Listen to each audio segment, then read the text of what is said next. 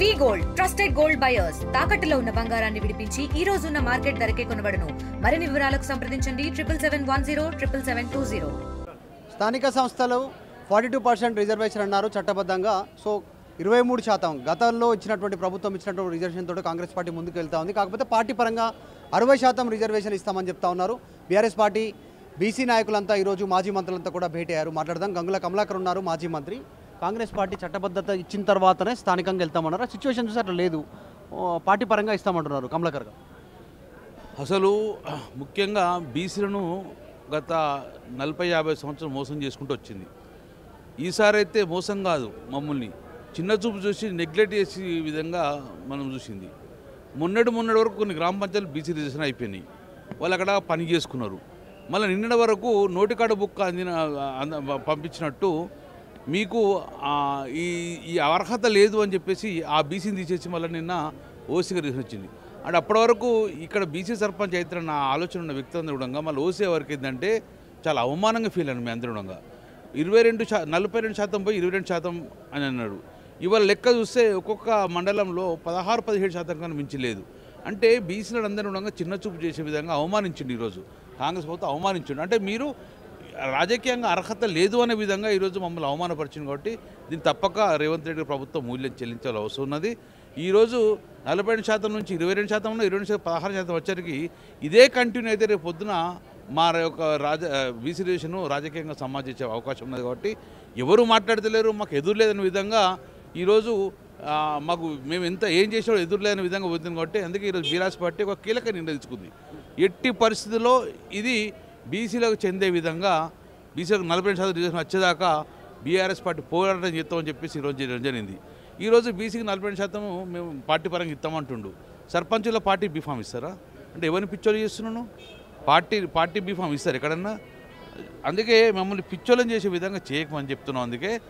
అందుకే మేమే బీసీల పక్షాన పోరాటం చేస్తాము, స్ట్రాంగ్గా ఉంటాము. 42% రిజర్వేషన్ వచ్చేదాకా పోరాటం చేస్తాం. దీంతో పాటు ఇది రాజకీయం. తర్వాత మరి నీ చేతిలో ఉన్నాయి కదా, నువ్వు కోర్టు పేరు చెప్పుకొని దాటవేస్తున్నావు. నీ చేతిలో ఉన్నది విద్యా ఉద్యోగాలు ఉన్నాయి కదా, మరి అవి ఎందుకు ఇస్తలేవు? విద్యా ఉద్యోగాలు ఇస్తే మా భావితరాన్ని అందరికీ కూడా న్యాయం జరుగుతుంది. అందులో అదెందుకు ఇస్తలేవు? పోనీ ఇంకోటి కూడా చెప్పు, కామన్ డిక్లరేషన్లో మీరు ప్రతి ఒక్క కాంట్రాక్టర్లో మాకు 40% రిజర్వేషన్ ఇస్తున్నారు కదా, ఏది మరి ఎందుకు ఇస్తలేవు? అంటే నీ చేతిలో ఉన్న ఇస్తలేవు, నీ చేతులు లేని కోర్టు ఆపిందని చెప్పేసి ఒక ప్రజలు మభ్య పెడుతున్నావు. కాబట్టి ఇవన్నీ చూస్తూ ఊరుకోవడం డెఫినెట్గా రేపు రాబోయే కాలంలో బీఆర్ఎస్ పార్టీ ఎలా తెలంగాణ ఉద్యమం ఎట్లా చేపట్టి తెలంగాణ సాధించుకుంది, అలాగే వెనుకబడిన కులాల పక్షాన పోరాటం చేసుకొని వారికి నువ్వేదైతే హామీలు ఇచ్చినావో ఆ హామీలు ఇచ్చేదాకా కూడా పోరాటం చేస్తాము.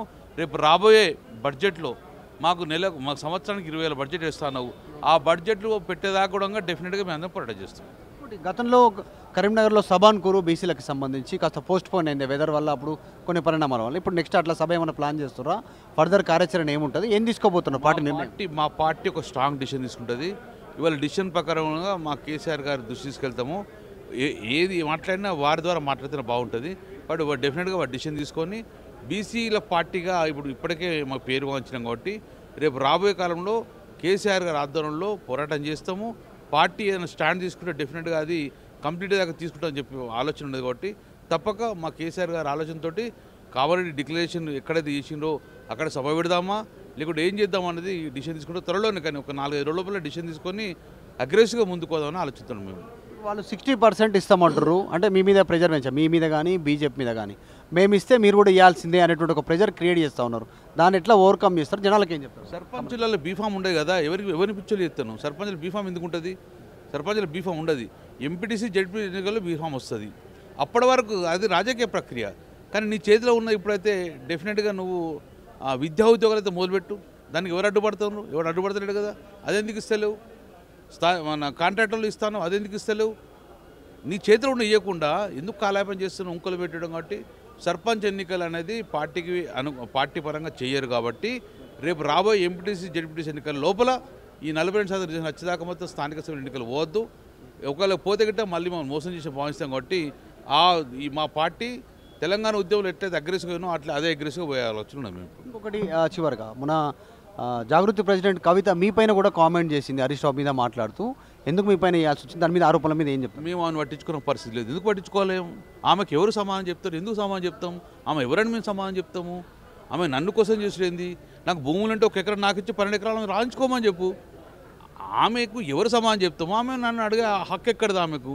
సో ఆమెను మేము పట్టించుకునే పరిస్థితి లేదు, మేము పట్టించుకోము కూడా. అంటే ఈరోజు మీ పార్టీ నాయకులపైన కూడా కొంతమంది పైన గతంలో జగదీష్ రెడ్డి కానీ ఈరోజు నిరంజన్ రెడ్డి మీద కూడా పిచ్చి పిచ్చిగా మాట్లాడితే పుచ్చలేసిపోతున్న స్టేట్మెంట్ చేస్తాం. ఆమె సెల్ఫ్ ఇమాజిన్ పెంచుకుందని చేసుకోవచ్చు, మేము ఆమె పట్టించుకోము. ప్రజలు చూస్తూ ఉన్నారు గత చరిత్ర ఏంది ఆమెది. నువ్వు మాట్లాడితే ఎవరు పట్టించుకుంటారు? పట్టించుకోము. మేము మా మీద బీసీ నాయకులు మా మీద పట్టించుకుంటా అంటే మేము ఒక ట్రాన్స్పరెన్సీ ఉన్న వ్యక్తులము. మాకు ఇక్కడ భూమి అక్కడ భూమి అంటే చూపించాలి. చూపించకపోతే ఫెయిల్యూర్ క్యాండిడేట్ ఆమె. అట్లా ఉండదు తప్ప మేము మాట్లాడి రైట్. ఇది బీసీ రిజర్వేషన్కి సంబంధించిన అంశం పైన బీఫామ్తో ఇచ్చేటువంటి సిచ్యువేషన్ ఉండదు. బీసీలను మోసం చేసే ప్రయత్నం చేస్తూ ఉన్నారు కాంగ్రెస్. మరొకసారి స్టేట్మెంట్ చేస్తూ ఉన్నారు. దాంతోపాటు జాగృతి ప్రెసిడెంట్ కవితను పట్టించుకునేటువంటి పరిస్థితి లేదు. ఆమె గత చరిత్ర చూస్తే ఆమె ఏంటో అర్థమవుతుంది. బీసీల గురించి మాట్లాడేటప్పుడు కవిత జాగ్రత్తగా మాట్లాడాలనేటువంటి స్టేట్మెంట్ గంగుల కమలాకర్ చేస్తూ ఉన్నారు. వీడియో జర్నలిస్ట్ జ్ఞానేశ్వర్తో మధు మల్కేడ్కర్, హైదరాబాద్. చరిత్ర సృష్టించినోడు ఇప్పుడు ఆ చరిత్రని తిరగరాయబోతున్నాడు. అబద్ధాల గోడల్ని బద్దలు కొట్టి నిజాలను రాగా మీ ముందుంచబోతున్నాడు. నిజమైన వార్తల కోసం వెంటనే డౌన్లోడ్ చేసుకోండి రా యాప్ని.